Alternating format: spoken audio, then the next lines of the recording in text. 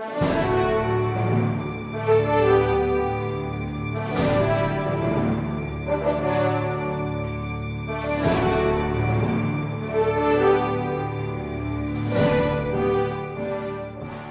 is what the law says. The ombudsman cannot investigate unless it is for the sole and only purpose of filing a verified complaint for impeachment if warranted. You are so warned. May I be allowed to speak, Your Honor? That is for the presiding officer too. Yeah. May I please be allowed You may answer.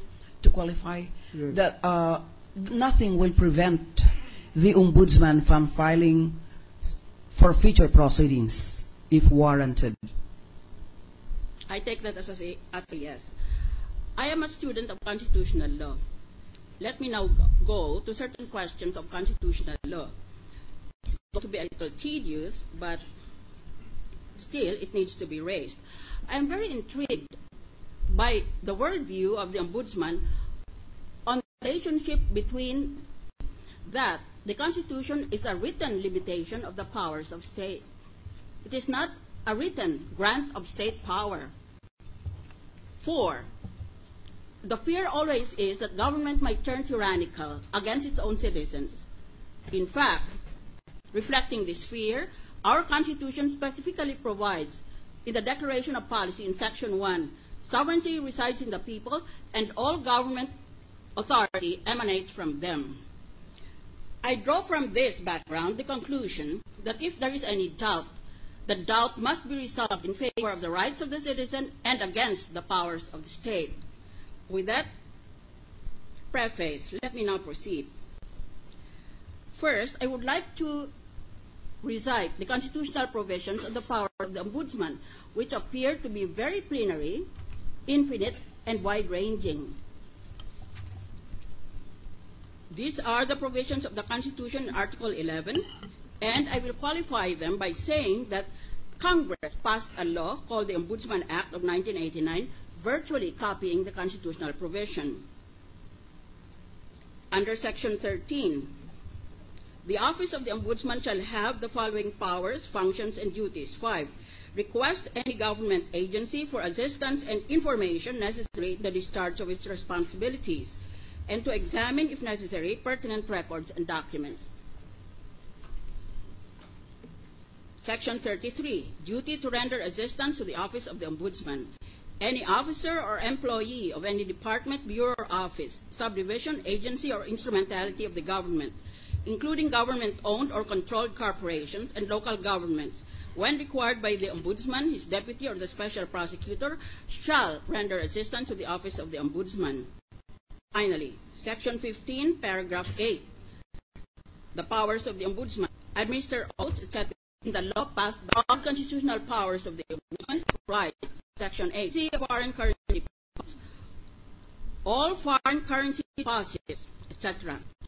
And person, government official, bureau, or office, whether with a listed, they are among the list that are born in our Constitution. I was citing the Foreign Currency Deposit Act.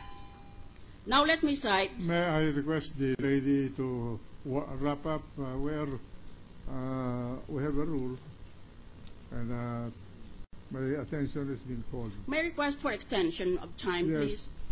Thank you. That would be 2 plus 2 equals 4 minutes. Let me go to the AMLAC Act.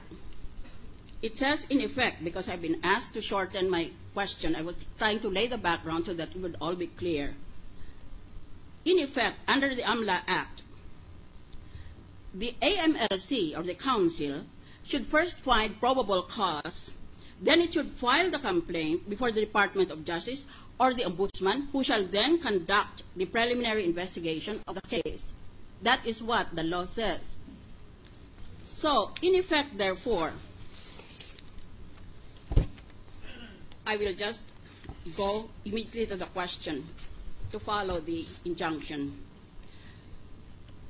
Question. It appears that you take the position that the power of the Ombudsman under the Constitution for assistance and information should prevail over the proceeding. The Supreme Court said there is this nature of bankruptcy against affirming the authority to inquire into such accounts, then such doubts must be resolved in favor of the former.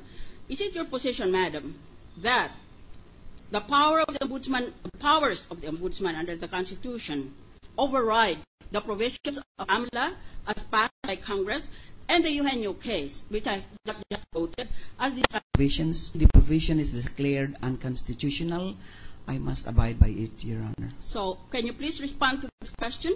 You mean that your powers as enumerated in the Constitution override the laws passed by Congress, such as AMLA law, the Judicial Bank Secrecy Deposit Law, the Foreign Currency Deposit Law, and even the case of Eugenio. May I invite your attention, Your Honor, to the AMLA law, Section 3, subsection B. If you could read it to me, please. I will. Covered transaction is a transaction I am in familiar cash with that. or So, other I'm under very monetary. limited time. All right. Section 3, C. Yes. 3C, it says, monetary instrument refers to coins. That under the AMLA law, first, it is the council must conduct an fact-finding law that provides that you must first go file a petition in court and get a court order before AMLA can answer your question. Yes, that is the focus of my impeachable officials of Congress. And then, let me repeat the question and then I will end because I'm under time constraint. Are you the opinion, therefore, complaint is warranted? Complaint. I know that. Is it your considered opinion that, as in this case, you can just go direct to AMLA and not follow the procedures in the AMLA law? Your Honor, again, I said it would depend on the complaint. Well, you're fudging your answer. No, Madam Witness. you said it's, I said You're it's arguing for- with a senator I'm judge. sorry, mea culpa. I accept the apology. Noted. Next, Majority Floor Leader. Senator Gingona, Mr. President. The gentleman from Bukidnon.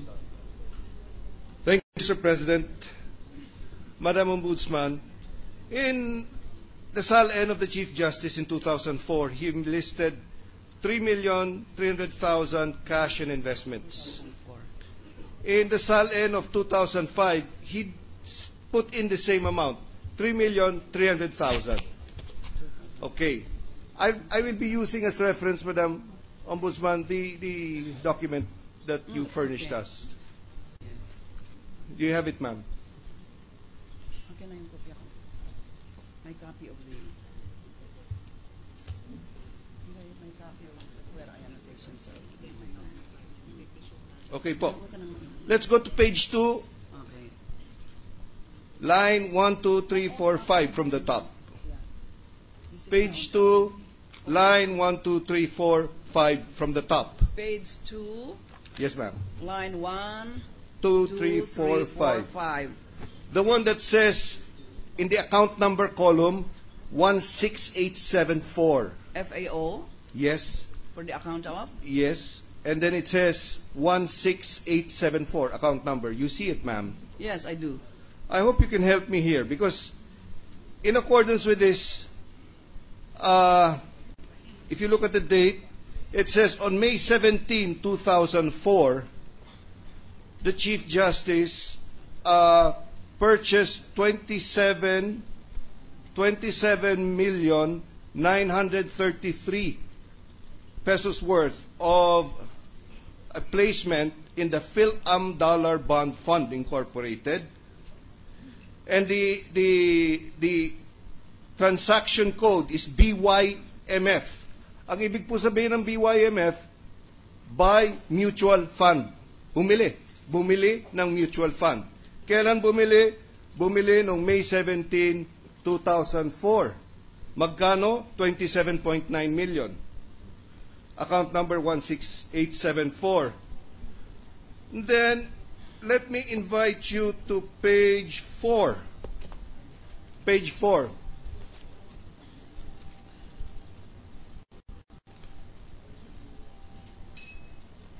Page 4, line 1, 2, 3, 4. From the bottom naman. Page 4, line 1, 2, 3, 4. From the bottom.